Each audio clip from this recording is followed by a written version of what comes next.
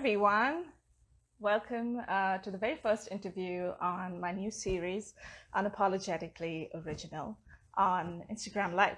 The idea for this really has its roots in the tagline that I used for my solo show, which is Unapologetically Indian. That's the tagline I used for my solo show, Elephant in the Room. And at that time, it was all about, the idea of asserting your true identity without apology and challenging stereotypes.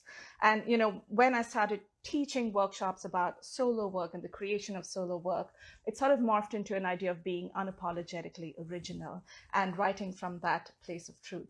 And I soon realized that this term, unapologetically original, is also a quality that I started finding in a lot of individuals whose work I was beginning to follow. So I've been following the work of many inspiring individuals in the world of theater, film, and TV, and they had this quality. And most importantly, they were all about the idea of inclusive success.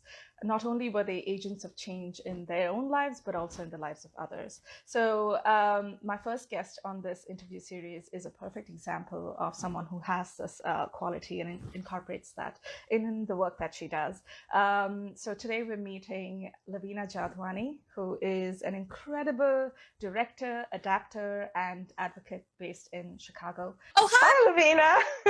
So good to see you. Good to see you. So, Lavina, I noticed you're learning Hindi on Duolingo. How's that coming along? I mean, listen, I'm on like 150-day streaks. It's going. I've turned off the notifications on the weekend because I already feel like the Duolingo owl is like the third Indian parent I didn't ask for. Because like seriously. Especially like I'm on a roll now, and so now I'm like, I gotta do it. I gotta please the owl. But like before I got on a roll, if I missed for a couple of days, it'd send me these emails like, the owl is disappointed in you. You don't want to disappoint the owl. Especially, it has those different avatars where you can change the costume and you earn points and then you can use it for that. So. Oh, do I spend my lingats in order to do that? Yeah. I wanted to ask you, did you finally find out the Hindi equivalent for the word but? But I did not. If anybody knows it, drop it in the chat. And the origins of that are since the beginning of the quarantine. I'm seeing this group tonight. They will be thrilled if anybody knows. But origins of that are I'm in a couple of online. I'm a big nerd, and I'm in a bunch of online play reading groups.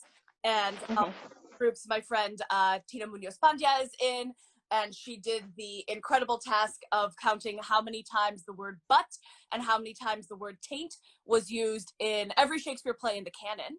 Oh my gosh. She's got a spreadsheet out there, and one of the things as play reading groups is we're very silly. We read Shakespeare plays online, and we read. At this point, tonight we're reading a Yusuf El Gindi play, Jihad Jones and the Off Babes. Oh, yeah. Has been a passion project of mine for years. These are all just in-house. We're just, we're trying to like keep our muscles limber in this time. And so we started with Shakespeare, and now we've expanded to, I don't know what I think this play should be part of the contemporary. And but yeah, the question came up, I think because actually we were doing a series of Luis Alfaro plays, and it's so exciting when multilingual work comes into that room. And so naturally on that conversation came, well, how do we say but in Hindi? So I know, again, if anybody knows, like, I know the slang version of it. I don't want to say it on this. I will text it to you after our interview. I want to ask you, do you also speak Sindhi? No. Okay. I'm laughing because my cousin Anita's wedding, she is Sindhi, her husband is Sindhi. There was this joke I remember, God, this was over 10 years ago, but like it was like everybody in the room, okay, stand up if you're Desi. Okay, great. Now sit down if you are not Sindhi, and most of us remained standing, and then they're like, okay, now remain standing if you speak Sindhi, and like half the room dropped, and you could feel like the generational divide. We just kind of laughed about it. But no, I mean, my parents speak Sindhi. It's an incredible language. I mean, honestly, I wish I had grown up speaking both of these languages at home. You know, my parents and I have talked about it some, you know, like, why didn't I learn more of this growing up? You know, and I think there was also a desire to assimilate. You know, I grew up in a predominantly white suburb, and that had I grown up, you know, 10 miles um, within, you know, if I'd grown up in Oak Brook, if I'd grown up within Downers Grove, if I'd grown up a few miles away from where I had in a predominantly Desi community, I think that my experience would have been pretty different growing up. And truth be told, I don't know. I mean, who's to say? Like, I have incredibly supportive parents. Like, I was talking to my brother over the weekend. I was like, I have 3 degrees in playing pretend. And he laughed. I mean, one of the many places I have privilege is the fact that I have, you know, 3 degrees in playing pretend, which a lot of people have, and a lot of people in Asian American communities don't have. But I have often wondered, like, if I grew up in Downers Grove or Oak Brook, nothing wrong with growing up in Downers Grove or Oak Brook, but I wonder if I would have made the decision still to pursue theater as a profession, because I didn't make that decision until I was 16, which I still think, you know, was pretty early. But I think a lot of it was I didn't have a lot of role models who were doing this professionally, you know, and culturally. I grew up taking Bharatanatyam classes and going all to the performances at the temple. And so I saw lots of people, you know, dancing at weddings and having these artistic pursuits, but it was always as a hobby. It was always, you know, a passion project. It wasn't what paid the rent. That was a thing until I was 16. And then when I saw that, I didn't have at the time any role models of color who were doing it. But when I went to this pre-college program at 16, and it was the first time I was really intensely exposed to professionals in the field, that's when I thought, oh, okay, I guess this is both a thing I can do and a thing I'd really like to do. Yeah, that's amazing. You know, I remember the first time I heard of you was after I just moved to America, and I was talking to Shadena and Michael, who are also from DePaul. And we were having this conversation. They're like, oh my gosh, we've got to introduce you to Lavina. And at that point, I was just so excited to hear another South Asian name mentioned in the context of theater, because was often the only South Asian person in the spaces that I was in at that time. So it's been a pleasure, you know, sort of following your work since then. And I'm so excited for all the things that we're going to be talking about today. The first thing I want to talk about is you describe yourself as a professional Shakespeare nerd. And I love that. I want to know a little bit about how you gravitated towards Shakespeare, and when did you know that you were interested in directing Shakespearean plays? Yeah, I mean, you know, my relationship to Shakespeare as a director is relatively recent. I directed my first professional Shakespeare production, well, really my first Shakespeare production, in the summer of 2013. So that was 7 years ago. And I don't know, I think in this field, I don't know, I don't consider that to be very long. And part of the reason is I think that I spent even longer interested in the plays and feeling like I didn't have access to them, feeling like they were supposed to be done a certain way, or the people who worked on them were supposed to look a certain way or talk a certain way, and I didn't feel like I was that. I didn't feel like I had that. And so I spent a long time feeling like the plays were inaccessible to me. And I think it was funny, I was talking to my brother about because I started that page, I think a year or two ago, not that long. And a big reason, I think I started a year and a half ago, because I was like, I had to think back to like, where was I, what show was I working on? But I started a year and a half ago, and I think part of it was I realized, I don't know, do you ever have those moments of sometimes you're like, God, I guess I have to be the role model I'm looking for, right? Like, yeah, and I hate that when that happens, because I want other people to be that so I can follow what they're doing. Yeah, you're like, I don't want to kick open that door. I want somebody else to hold it open for me. But like, sometimes we got to do both, right? And yeah. I mean, part of the idea, because I am a professional Shakespeare nerd, it still feels sort of weird to claim that. But I was like, when I thought about, especially, you know, who the prominent, excuse me, acting coaches were in our industry, and specifically in Chicago, you know, I know that the first names that come to mind are older white artists, and not to discard that knowledge. You know, I think many of those artists I've worked with or I have learned from myself, but I think, you know, we have to provide multiple points of entry to the work. And I think especially if we want people from marginalized communities to have access to them, I do think that there are things that people will hear differently from my coaching they will from some of those other coaches in town that are often independent. And so part of me was like, yeah, let me take up that space. So I think that there is, because I think that at the end of the day, both when it comes to, classical heightened language plays, contemporary language plays, I think many of which are heightened as well, right? I consider myself ultimately a text-based director, and I think our job is to bring the text to life. Our job is not to get it right, but I think that a lot that come from marginalized communities, because these plays, listen, these plays were written to be done by a relatively homogenous group of people, right? Which is, at the time, white men. And they are often taught, produced, directed by cis white men. And so I got into the business of identifying myself as a professional nerd, Shakespeare nerd, and of coaching in that way, because I wanted people to have multiple points of entry to the work. And I'd come to own that, okay, there is something that I can offer in addition to, my knowledge of these texts and my experience of them. I think that's the other thing, is that, like, that's a place that I have privilege, is that I've had a lot of opportunities to work on these plays since 2013. And so something I've been thinking about lately is, okay, well, how do I want to spend that privilege? How do I want to, okay, fine, I'm going to have to kick that door open. And then how do I hold it open for the people behind me? Because I think that that's an important thing for us to be thinking about.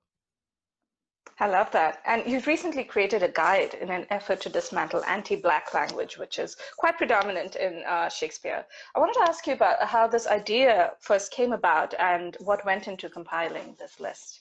Yeah, the truth of the matter is, so since the beginning of the quarantine, I've spent, especially at the beginning of the quarantine, it's dwindled a little bit, but at the beginning of the quarantine, I was in two different online play reading groups. One was started by a couple of local Chicago actors. The other was started by also some local Chicago actors, but people that I knew from grad school at DePaul. And so I was spending 5 nights a week online at the beginning of the quarantine. People cold read or lukewarm read Shakespeare. And I was watching people bump up against the word that I describe as the word that starts with an N and means miserly. It sounds an awful lot like the N word, which is a word that does not belong to me, and I don't say. And so I was watching, and so I just say miserly whenever I encounter that word. It scans perfectly. It means the same thing. There ain't no, but I was watching people not know, bump up against, the word slave in certain contexts can work, but also can be problematic. So, like, if you bump up against that, oftentimes knave is a perfect substitute. And because I think the thing is, language evolves, right? This term BIPOC that we've been using quite a bit since the summer wasn't in use at the beginning of the year. And so, and I think the other thing is that for me, as a professional Shakespeare nerd, the other thing that has given me so much power is understanding that we don't have definitive versions of these texts. I think there has been some pushback against this article, and I think it's interesting, all the pushback. I was very clear when I wrote it, this is written by a non-Black theater director and educator for other non-Black theater. Yeah. And the people who have taken are do not identify as those things, which is fine. It's just a sort of curious response, because I'm like, one, what was taken away from you? And two, that these words are always changed, right? Like, whenever you see a in performance, something has been cut, something has been changed, and because we don't have definitive versions of these texts. So, because I did an interview recently with somebody who asked, well, is it more important that the words be accurate, that the words be true or right, than the words be not harmful? And I was like, well, we don't know what first of all,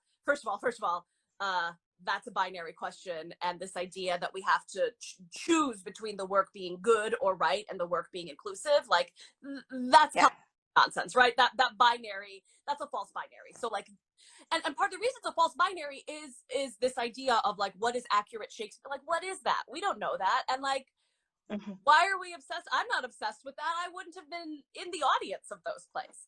And I will say that for me, because we have to talk about, I think, the dual pandemics that are happening right now. It's not just COVID. It is the police brutality. It is the harm being done against Black bodies in this country. And so for me, part of the anti-racist work that I was doing this summer involved really getting comfortable with my privilege as a South Asian American, and you know, really becoming familiar with the history of Desis trying to immigrate to this country, and how often our community, when coming up against oppression, you know, the idea of the model minority myth is so harmful because it is rooted in impulse for like our community to compare itself to whiteness, and the fact of the matter is the movement for Black liberation has always said we ain't free till we're all free, and I was very ashamed and embarrassed when I learned, you know, so much about our community's history of not empowering, not uplifting or supporting Black voices, and instead, you know, trying to rather than spending our privilege to uplift Black voices, trying to spend that privilege to gain a proximity to whiteness. That was problematic to me. And so I'll be honest that, you know, this guide, I am a text-based director, so I started by listing the words that I was finding problematic in Shakespeare. And one of the words that didn't make the cut in that document was the word brown or browner, which I have against in Much Ado and As You Like It. When I've directed both of those plays professionally, I've had to address that browner is used as a pejorative. And what does that mean as somebody with brown skin, right? But I think I wanted to be very clear on the lens of that piece. And I wanted, when I looked at the majority of the words that were problematic, aside from brown and browner, I was like, oh, I actually think this isn't just about racist language. I think that it's about removing and addressing anti-Black language. And I think it's really important to have that lens on the piece, because something that I was afraid of, and I think that has happened in the past when I've done that kind of work, is that one encounters a lot of whataboutism. And listen, there are many ways in which one can be marginalized. There are many ways in which one can or cannot have privilege. And something that I've been thinking about since this summer is, okay, how do I spend my privilege? How do I operate from a place of abundance and not scarcity? And if I have this voice, if I have this time, if I have this reach, how do I want to use it to and who do I want to uplift? Because I think, I know my desktop right now is this Ava DuVernay quote that says, if your dream is only about you, then it's too small. And so, honest, that document came out of, right, one, you know, owning my identity as a professional Shakespeare nerd, and knowing like I've at this point in the canon, at this point in the quarantine, excuse me, I have listened to, watched, or been part of a reading of every single Shakespeare play in the canon at this point. Like I'm on, you know, not Henry VIII. Henry VIII can die a slow, painful death. So there's a character named Dr. Butts in that play, so I do recommend that alone. But they're only which is, I think, right, it's part of the butt obsession. Maybe if I ask Dr. Butts, more inclined to answer, because there is a doctor involved. But anyway, but it came out of, okay, you know, and also it came out of a genuine need of seeing people knowing that their words, when they were working on these Shakespeare plays, were doing harm or had the potential to do harm, and not know how to fix them. And frankly, it also came out of me saying, okay, because I was in this writers group, I continue to be this writers group at the Oregon Shakespeare Festival, and really, it felt like a really simple thing that I could do, so that none of my Black colleagues in a rehearsal room had to explain to somebody who may not have thought of the words in that context, or may have, you know, made a mistake, not caught something, you know, I don't have to access the same kind of trauma that a Black, you could be miserly. You know? Yeah, and I love how you've mentioned in previous interviews, articles that you've written, how, you know, we often, as people of color, find ourselves in places where we have to explain ourselves. And I love that you're trying to create the culture of just, and the atmosphere of just being ourselves as opposed to explaining who we are or what's appropriate and what's not appropriate. And I love that. How has this guide been received? And you spoke about a little bit of pushback. And has it already been implemented in the theater community? I mean, I am hearing from people that they are using it in classrooms, which is awesome. Yeah, that's great. You know, obviously what the theater community looks like right now is a little different. But I have, it's interesting. I've done a couple interviews and I received letters, like actual letters in addition to emails. But again, I think I spent the hardest, I don't want to say the hardest part, but the most labor intensive part about writing this document wasn't, I started with the words and basically saying like, this is what this word used to mean. This is what it means now. Here's why you might want to change it. I'm not somebody who tends to speak in absolutes. I think the closest to an absolute I come is again with that word that starts with N and means miserly. And that I just say like, hey, if you're not a Black artist, I don't think it's your call to make about when it's okay to use this word. It just, I know it doesn't, I know what it means. It means miserly. But I don't think that's what people hear because people don't know that word. Many people don't, I should say. And so I have received some pushback, I think, from folks who, despite reading the first page or maybe not reading it very closely, you know, because I do say this is written by a non-Black theater educator and director for other non-Black theater directors and educators. And every time I suggest changes, right, I suggest alternatives. And it really is all about context, right? I think the words in context matter.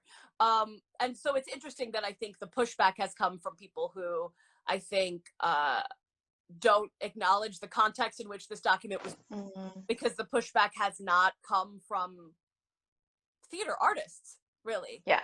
And so again, I think one, there's that lack of knowledge that anytime you see a Shakespeare play, something has been changed, right? Like it just happened. But also I think the pushback has come from an assumption that I am trying to like sterilize or tone police the language, where in fact what I'm saying is Black Lives Matter and words, and we can intentionally or not. And for me, you know, again, at the beginning of the quarantine, having been immersed in so much Shakespeare, and I continue to be immersed in Shakespeare, I again feel privileged and have worked hard to maintain that throughout my life, right? Both those things can be true. You know, I think the language in that field, I mean, the language in our theater community is continuing to evolve. And when we look at the work that we are doing around equity and inclusion, all of that language is changing, right? Again, this term BIPOC did not exist a few months ago. And so for me, this was as somebody who spends a lot of time studying language, this was an effort to not even update language necessarily, but just say, hey, let's talk about these words in this context, because I'm not interested in the words in the context as originally written. Again, I wouldn't have had a seat in that theater or would be able to stand in the theater as a groundling, right? I wouldn't have been there. So, you know, for me, when I direct Shakespeare, I do think about my parents. I think about audiences who may not speak English as their first language. That's what I think about as a text-based director, because I love these plays and I love the words of these plays. And but when my mom talks about these plays, she remembers the stories, right? She remembers, for whatever reason, Merchant of Venice, all she remembers is a pound of flesh. I'm like, that's a weird line. Like, okay, but my mom only remembers one line. She remembers a pound of flesh, but she remembers the story and she remembers the injustice and she remembers the love. So how do I also frame those ideas? And I think, again, as a text-based director, when we aren't thoughtful, when we aren't in control of the choices that we're making about the language, we not only have the potential, I think, to do harm, but we have potential to detract from the story, to take, because if I'm watching a Shakespeare play and I'm spending even 2 minutes worrying about like, oh my God, did they say the N-word? I'm not engaged in the story. I love these plays and I love these stories and I want us to keep doing them. So that's where that came from. And pushback is the pushback. And I don't mean to say that like the pushback isn't challenging or hurtful, because like it is. You know, I got freaked out and somebody sent mail to my house, mostly because I was like, how do you have my address? But Oh my gosh. and again, the truth of the matter is those people aren't the people that I was writing to. I don't think those people Right. read what I had to say. I don't think they took my words in context. It's interesting because the whole point of the piece, again, is about words in context. Yeah. And in the guide, I love that you say you don't believe in cancel culture and you believe in the call-in culture. Could you tell me a little bit about how you practice the call-in culture and encourage it in the work that you do? Yeah, I mean, I think that I'm a professional giver of feedback. And to be honest, some of that my work as a director, but a lot of it comes from the fact that I've been a professional standardized patient since 2000. Oh, great. Yeah. Yeah, Mm-hmm. and that's a job. So for folks who are watching who may not know, that means that though I do not identify as an actor, I do perform. I do in this case, I am an actor and I perform with medical students. I work for the Feinberg School of Medicine at Northwestern, and that's the only place I've worked for these last 12 years as a standardized patient. I've worked other places, Mm-hmm. but there's so many med schools in Chicago and so many other places to pursue this kind of work if people are interested nationally. But you know, and part of the reason I remain very passionate about that work is because I am a relatively young and recent breast survivor, and that's something that I've also been really open about, and the way that it impacts my work. And so what that means is that I've spent, in addition to my work as a director, I've spent 12 years giving feedback to med students on their communication skills, either verbally or in writing. And I think that for me, this idea of call-in culture for me means that I approach that work in the same way that I approach giving feedback, which is, you know, I assume good intentions and I try to operate from a place of love. And I also try to be clear about when harm has been done, how that impacts me and my experience. So one of the things that we learned at Northwestern that I continue to use both when giving feedback, frankly, sometimes even when giving notes as a director, is to talk about action, reaction, result. So this is what happened, this is how I felt about it, and this is how it changed the dynamic. So when I answered your question, I noticed that, you know, your eyebrows were raised and you said, oh, really, in a, you know, skeptical tone of voice. And I felt, in that moment, I felt judged. And therefore, I felt like I could be less forthcoming with you as a result. That's a very different statement than saying you were judging me. And that's that in terms of feedback that I think is more actionable feedback for somebody to receive. Is you were judging me. Okay, well, when I receive that, of course I feel awful, and of course I want to know how to do that, but I also want to know, like, what was it that I did? I want to know the how and the why. And Yeah. for me, in terms of call-in culture, I think I borrow a lot of the tools and the language that I use from my standardized patient work. That's great. And you're also a playwright, and you've written a whole bunch of modern adaptations of classics like Uncle Vanya, A Christmas Carol, Shakuntala, and a solo show too called The Sea Now. So what excites you the most about adaptations? Yeah, and I should be clear, I at this point, I identify as an adapter, not a playwright, although, you know, what is that line, right? I mean, to be honest, Yeah. me identifying as an adapter was also a relatively new, I want to say, in the last 4 or 5 years. And that came out of somebody just assuming that I was an adapter because I worked on Shakespeare. And I was like, oh, yeah, I guess I am, right? Like, again, you have to, anytime we're working on those plays as a director, we are adapting the text. So I said, okay. To be honest, a white man assumed I did it. And I was like, all right, well, then I'm going to run with it. I am an adapter. And for me, you know, I'm working on The Cherry Orchard right now, and a lot of that is influenced by the fact that I'm about to become a homeowner. And so my relationship. Oh, congratulations! Thank you.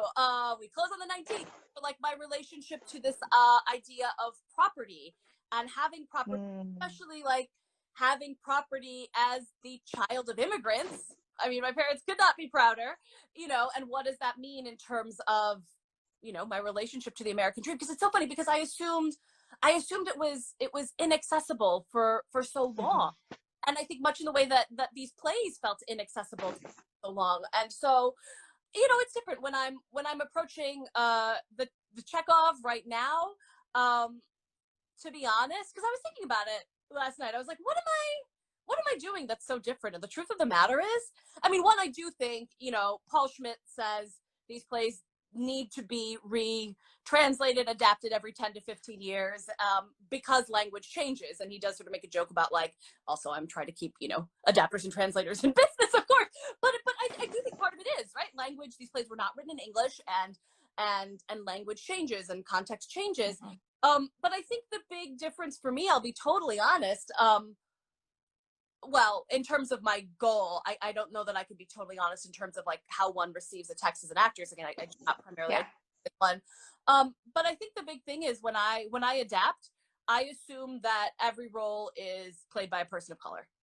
Like I just do. Mm-hmm. And because I caught myself doing that last night. I was like, oh, what is so different? Or like, why am I, how am I thinking? I think that when I'm imagining, and again, like when we look at Chekhov was writing for a very specific company. He was writing for people he knew really well, much like Shakespeare. And much like Shakespeare, that group of humans was a relatively homogenous group of humans. And, I think, again, it was one of those instances where like I was constantly looking for translations or adaptations written by non-white adapters, and I wasn't bumping up against a lot of them, so I was like, all right, guess I have to open that door too, right? And so sometimes we have to be the change we want to see, and so for me, a lot of Yeah. it there. But for me, again, as a text-based director, as somebody who loves language, for me, the goal is making the language more accessible, and I do think the fact that these plays are written without the assumption that in terms of whoever is playing these roles, without the assumption that white is the default, I do think that matters. I do think that makes a difference, because I'm particularly interested in Cherry Orchard, which I'm working on right now. The given of the text is that Lopakin's father uh, Mm-hmm. was a slave on that estate, that spoilers, right, that is being auctioned off, and ultimately he ends up winning that auction and taking Yeah. it home. And what that means in terms of his family's history, in terms of his ancestors' relationship to that land and his ability to reclaim that land, I am so interested in. And for me, like, I am only interested in that story through the lens of a person of color.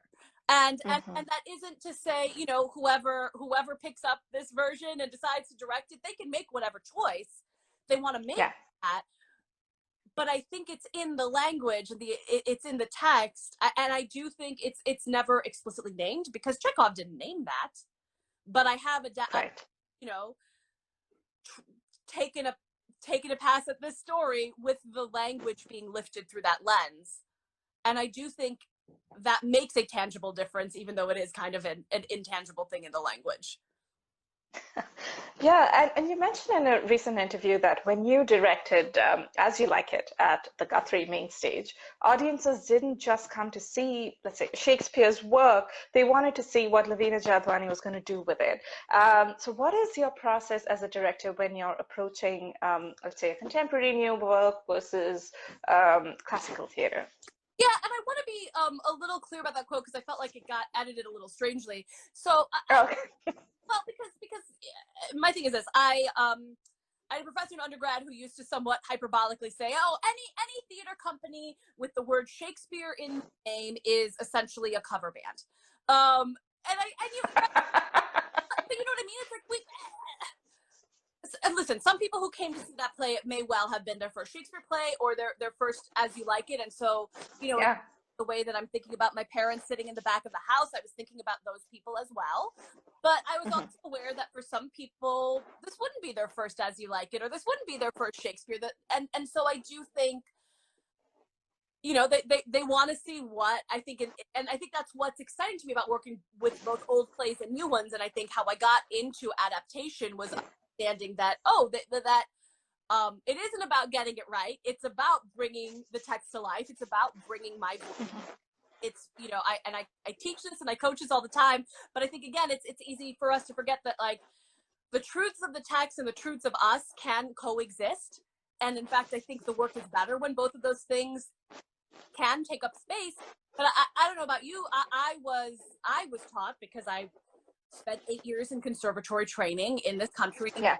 white institutions. I was taught by a lot of people that, you know, here is a text, and the text is put up on a pedestal, and the text is Absolutely. right. Yeah. Do everything we can to run and meet that text and to get it right. And I just think that that's like colonizer nonsense. So Yeah. for me, it was also about, right, because I think that also these days I feel like I'm a facilitator and I'm a community builder. And Yeah. sometimes that happens to result in plays, and sometimes that's the standardized patient work, or, you know, anything in between. And so for me, when I was approaching that project at the Guthrie, and it wasn't my first As You Like It, it was my second. But I was thinking about that play, and I was thinking about that play with Guthrie's audiences, and I was thinking about the fact that every ninth grader in the Minneapolis area was going to see that play. And so how did I want to include that? How did I want to include them in it? And so a couple of things happened.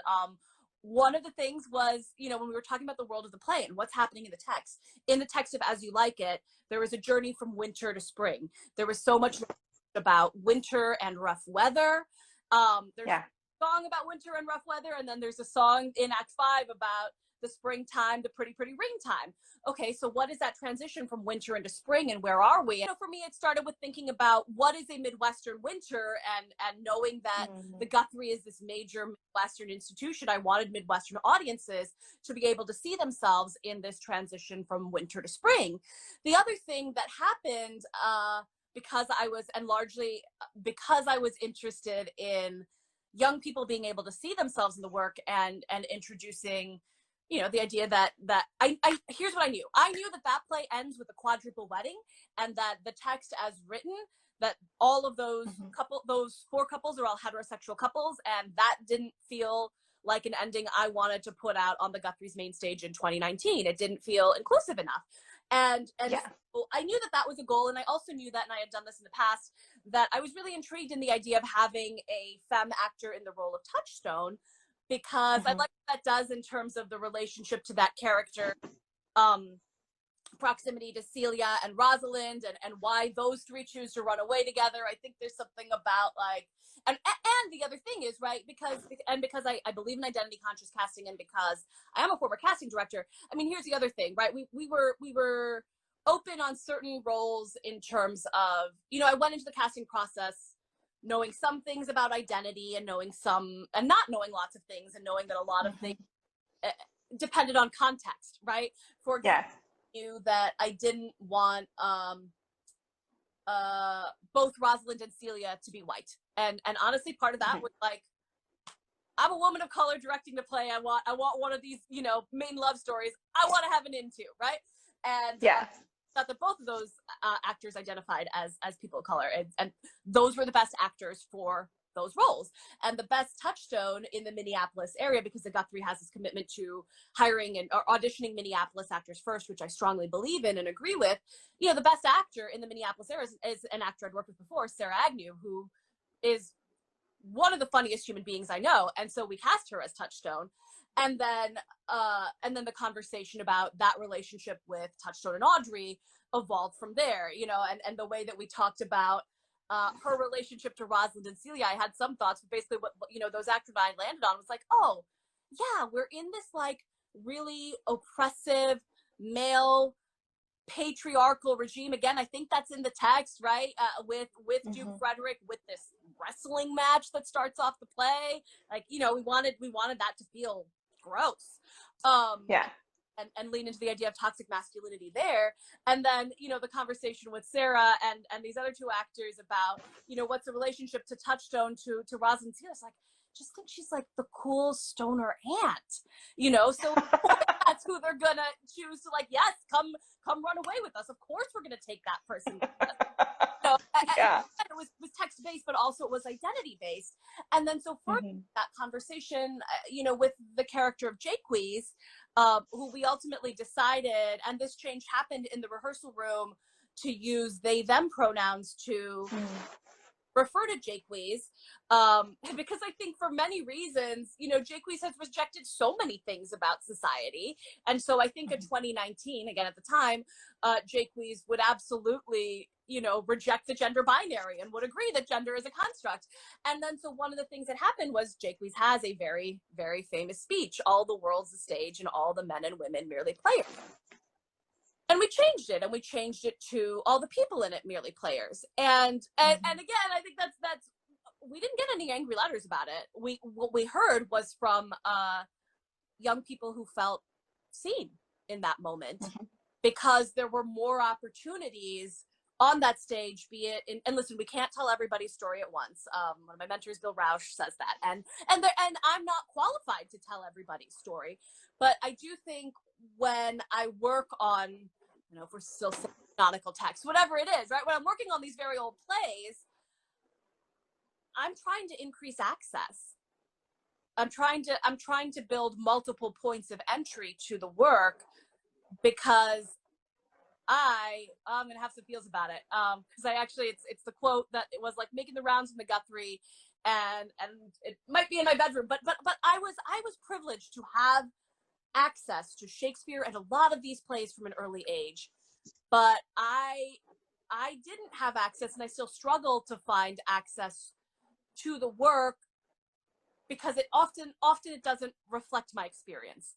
It is rare that I see my experience reflected back in me on stage, and I don't need to see a 37-year-old child of immigrant breast cancer survivor. Identity contains multitudes, but I think that in the contemporary American theater, some of us see our stories reflected on stage more often than others.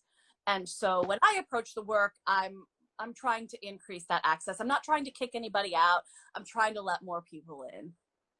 Yeah, and I love what you said about access. And also, yes, during grad school, I did experience that, especially with canonical works and older playwrights, there's this sense of reverence that we can't touch this. And especially, I had this one experience where we were working on Noel Coward's plays, and I was cast in a role that was, and the person, that character was saying extremely racist stuff towards Indians, and I thought that was a really weird choice, making fun of Maharajas and all of that. And I thought that not only are we doing, and I remember questioning, why are we doing this in this day and age in the classroom?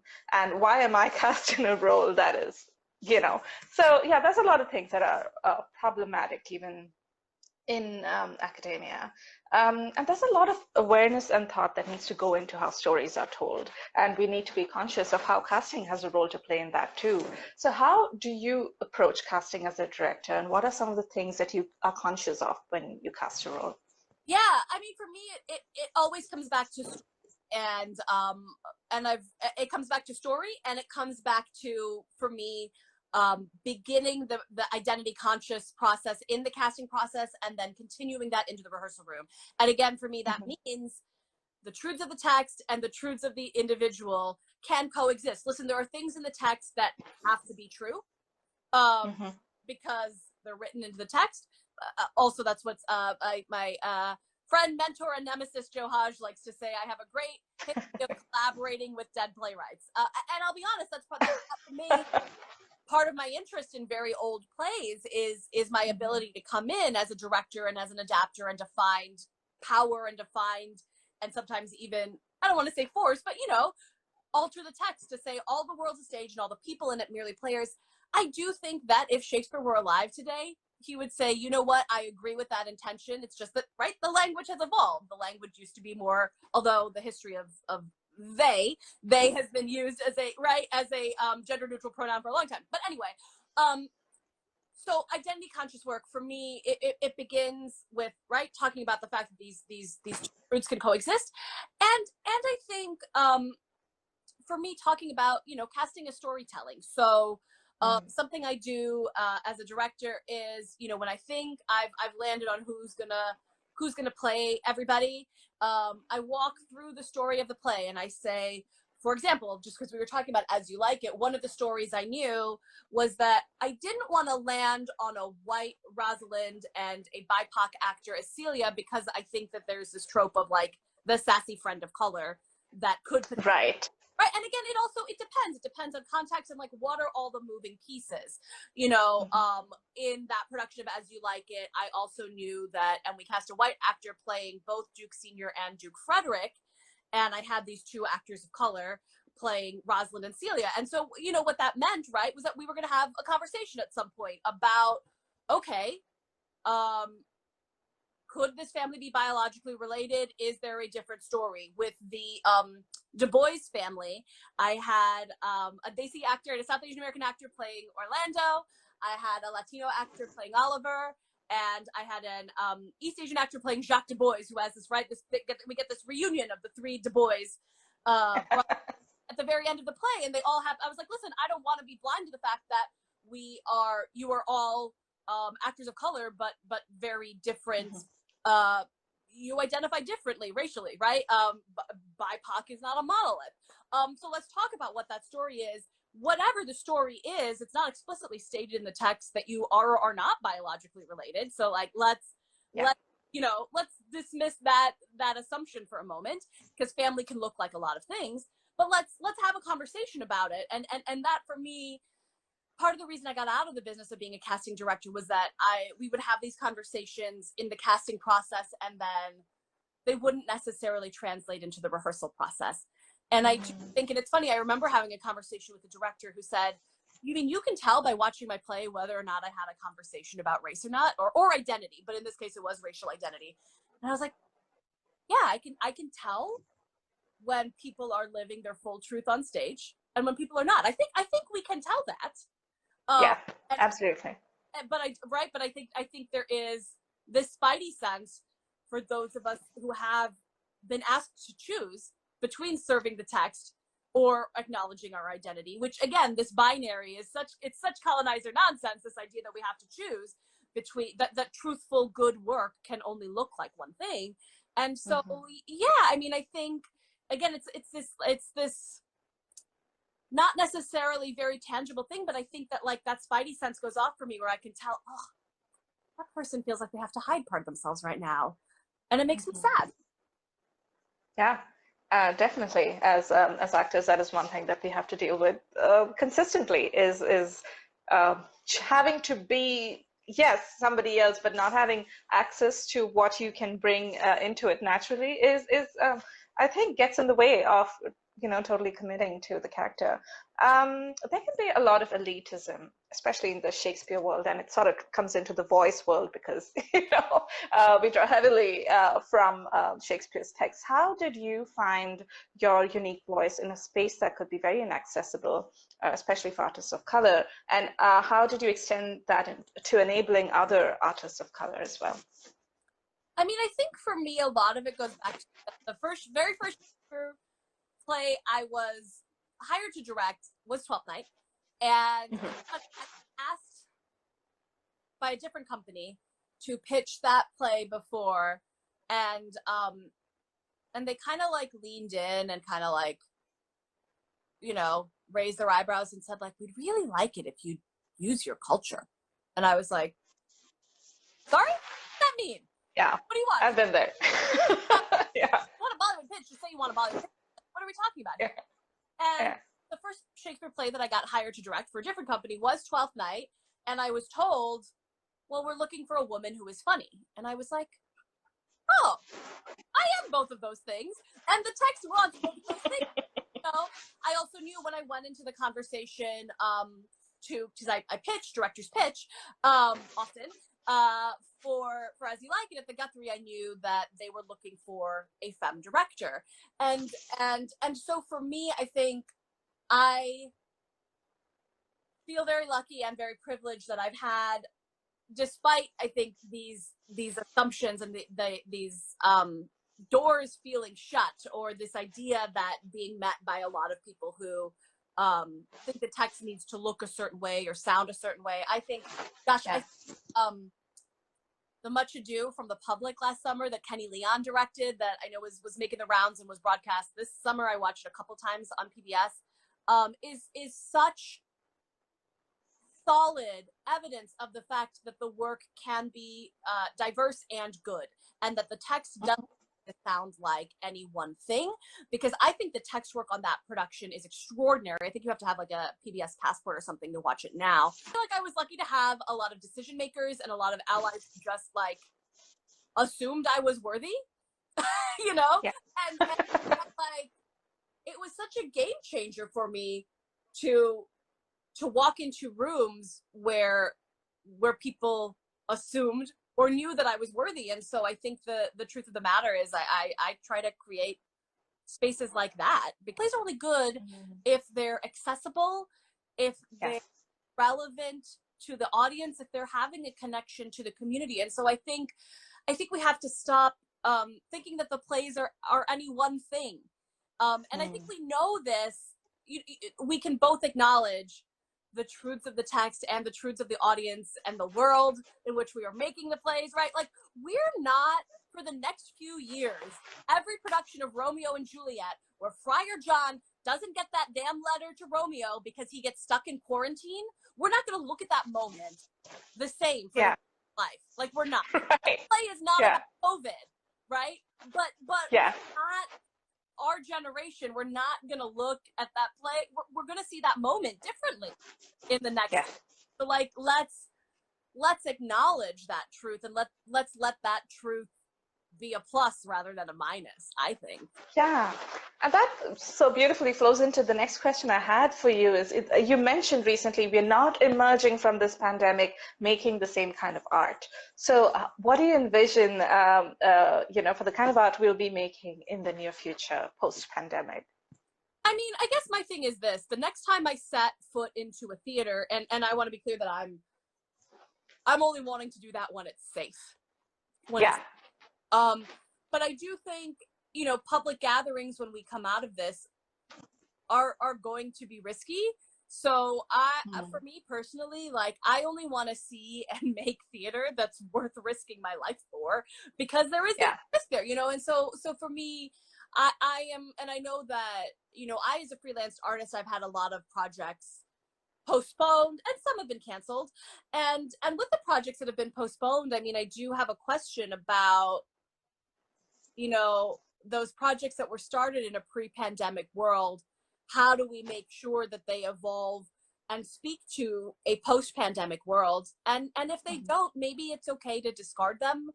Maybe it's okay to tell a different story. Listen, the most popular play on Broadway, I believe, after September 11th was Noises Off. And sometimes people just need that laugh and that relief. However, I turned down so much money to direct that play last year because it's a sexist play. Like, that play hinges on, believe me, because I turned out a lot of money. I was like, can I work around this? And I don't know if you can, tell me, message me. But like, that play hinges on the idea that there is a director who is both sleeping with an actor and an assistant stage manager in the company, and like wants us to laugh at it. And I think that's a problem. And so I'm hoping when we come out of this, one, I think we just need to stop saying, well, that's the way it's always been done. Once this moment has taught us, it's that, we're making art in the Wild West, so there isn't any one way that the work should be done. So I think, one, let's rid ourselves of that assumption. But I mean, honestly, for me, I think both as an artist, but primarily as an audience member, like, I want to see work that is urgent and that is inclusive and that is accessible. I had a quote in the Times about, like, because I've been streaming so much Shakespeare these days, and I know these plays and I love these plays, but whenever I had the option, I always watch them with captions. And it's incredible to me that so much of the work we do online, the option is there and you turn on and off, and sometimes it's better or worse depending on like what YouTube has done versus what the artists have done. But I've had captions be so accessible to me in this time, in a way that, in the before times, most theaters, you had to go on a certain night to get captioned. Or audio. I saw that in that there was a New York Times article, and I saw a quote, and I was so happy that you mentioned that. Yeah, and that is definitely, I think, more ways to also incorporate technology in what we do, so we can also explore the hybrid forms of, in theater. So definitely. Thank you so much, Lavina, for, I'm just amazed at how time flew. I'm sorry we went beyond the 45-minute mark that we had said, but thank you so much for joining me. We have about 26 seconds remaining, so I just want to tell you how grateful I am for you to have, come on board despite not knowing what this was about, because you're the first person I'm interviewing. So thank you for taking that risk with me. It was absolutely amazing talking to you. And yeah, thank you. Yeah, well, hey, thank you for having me. Thanks for letting me be a part of this first, and good luck with the rest of the series.